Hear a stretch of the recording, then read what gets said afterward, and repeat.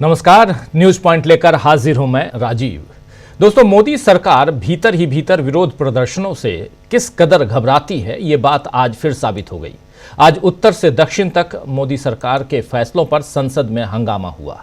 एक तरफ पंजाब में आंदोलन कर रहे किसानों की गिरफ्तारी और उनके शिविरों को बुलडोजरों से उखाड़ने पर संसद में आवाज उठी, तो वहीं राज्यसभा की कार्यवाही बार बार बाधित होने के बाद दिन भर के लिए केवल इसलिए स्थगित कर दी गई क्योंकि डीएमके के सांसदों ने आज नारे लिखी टी शर्ट पहनकर डीलिमिटेशन पर अपना विरोध जाहिर किया। इधर संसद से बाहर मोदी सरकार को एक और झटका लगा है और एक बार फिर अमेरिका ने मोदी सरकार को परेशानी में डाला है।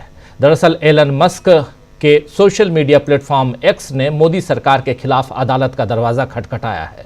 क्या है मामला, ये आपको बताऊंगा, लेकिन पहले संसद की बात करते हैं। दोस्तों, आप जानते हैं कि दक्षिण भारत के राज्यों में डिलिमिटेशन यानी परिसीमन के खिलाफ आवाज उठ रही है। परसों यानी 22 तारीख को एमके स्टालिन ने एक बैठक बुलाई है जिसमें केरल, कर्नाटक, तेलंगाना सभी राज्यों से नेता शामिल हो रहे हैं। उसके अलावा इंडिया गठबंधन के तमाम नेता उसमें शामिल हो रहे हैं। परसों की बैठक से पहले आज उच्च सदन में यानी राज्यसभा में सरकार की घबराहट साफ देखी गई। पहले 11 बजे, फिर 12 बजे, उसके बाद 12:15 बजे कार्रवाई तो स्थगित हुई ही, और फिर 2 बजे पूरे दिन भर के लिए सदन स्थगित हो गया। जबकि सारे सांसद इंतजार कर रहे थे कि अमित शाह आएंगे और कल टीएमसी सांसद साकेत गोखले ने ईडी और सीबीआई को लेकर जो सवाल पूछे थे उन पर जवाब अमित शाह देंगे, लेकिन अमित शाह नहीं आए। दरअसल कहा यह जा रहा है कि डीएमके सांसदों ने फेयर डिलिमिटेशन और Tamil Nadu will fight, Tamil Nadu will win के नारे लिखे हुए टी शर्ट पहने थे, उसी पर सरकार घबरा गई। ये जो आप देख रहे हैं ये तमाम तमिलनाडु के डीएमके के सांसद हैं। हालांकि प्रियंका चतुर्वेदी का कुछ और ही कहना है। क्या कुछ कह रही हैं प्रियंका चतुर्वेदी, आइए जरा सुन लेते हैं कि उन्होंने क्या कुछ कहा है। सुनिए। मैं ये कहूंगी कि जिस तरीके से कल साकेत गोखले जी ने अपना भाषण दिया और जिससे होम मिनिस्टर को इतना मैं कहूंगी कि नाराज हुए, उनको एक दिन लगेगा रिकवरी में, तो इसलिए बार बार हाउस एडजर्न हो रहा है। इतना शर्मनाक है कि आज कोई मुद्दा ही नहीं था, हम सब यहाँ पर बात करने आए थे।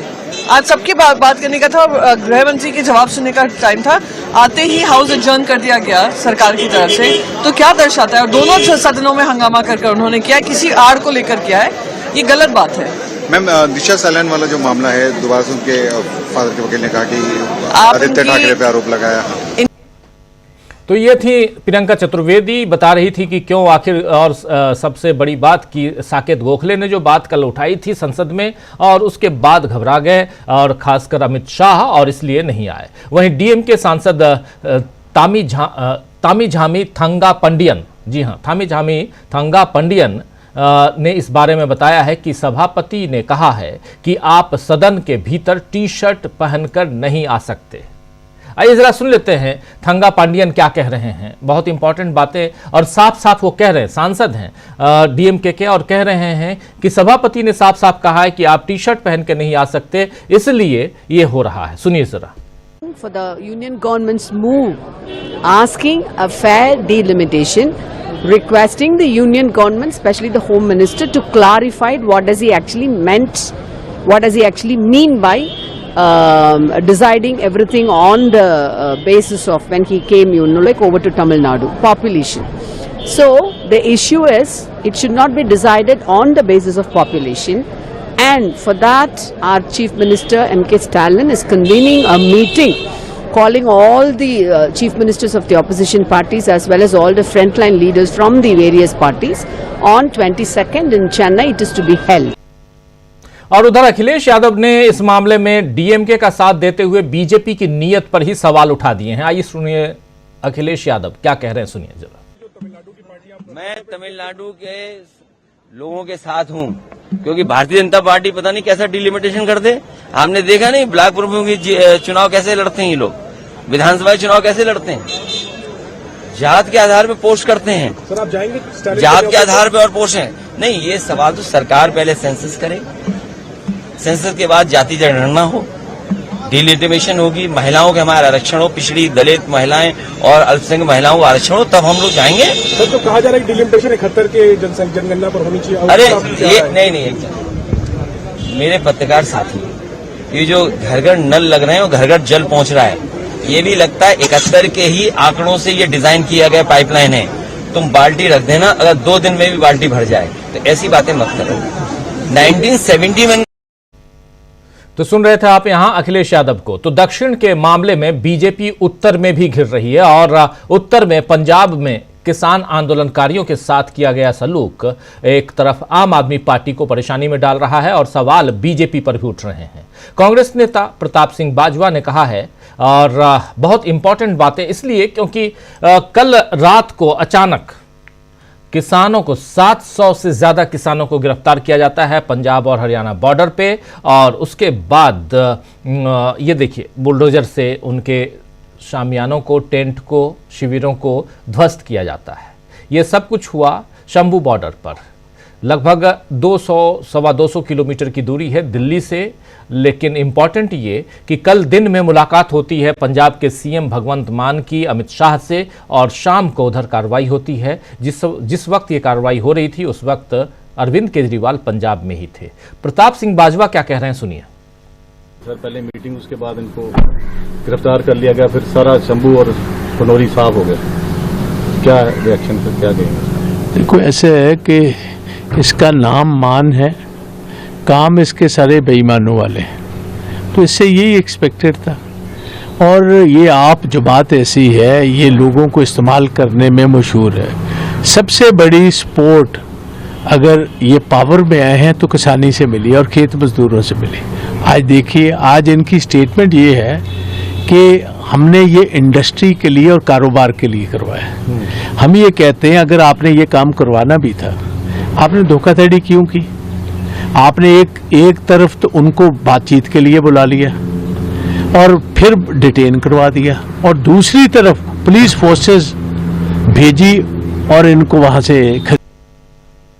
सुन रहे थे आप प्रताप सिंह बाजवा को। दरअसल किसानों के साथ बदसलूकी में मोदी एक बार पहले फंसी चुके हैं। आप जानते हैं 3 किसानों के कानून, जिसको किसान काले कानून कहते थे, 13 महीने उसके लिए किसानों ने आंदोलन किया, खासकर दिल्ली के 3 अलग अलग बॉर्डरों पर। उस मामले में नरेंद्र मोदी बुरी तरह फंसे और फाइनली उस कानून को वापस लेना पड़ा। लेकिन पिछली गलती से नरेंद्र मोदी शायद कोई सबक नहीं लिए। वहीं अमेरिका की तरफ से, चलिए अमेरिका बढ़ते हैं अब, अमेरिका की तरफ से भी बार बार मोदी को आंख दिखाई जा रही है। अभी एलोन मस्क से अमेरिका में मोदी ने अच्छी खासी चर्चा की थी, लेकिन ट्रंप की तरफ से जिस ढंग से नरेंद्र मोदी के सामने बहुत सारे सवाल रखे गए, वैसे ही सवालों के साथ अब एलन मस्क जो हैं वो पहुंच गए हैं सीधे अदालत। मस्क की सोशल मीडिया कंपनी एक्स ने भारत सरकार के खिलाफ, मोदी सरकार के खिलाफ कर्नाटक हाई कोर्ट में एक मुकदमा दायर किया है। याचिका में एक्स ने इंफॉर्मेशन टेक्नोलॉजी आईटी अधिनियम 2000 की धारा 79(3)(b) पर चिंता जताई है।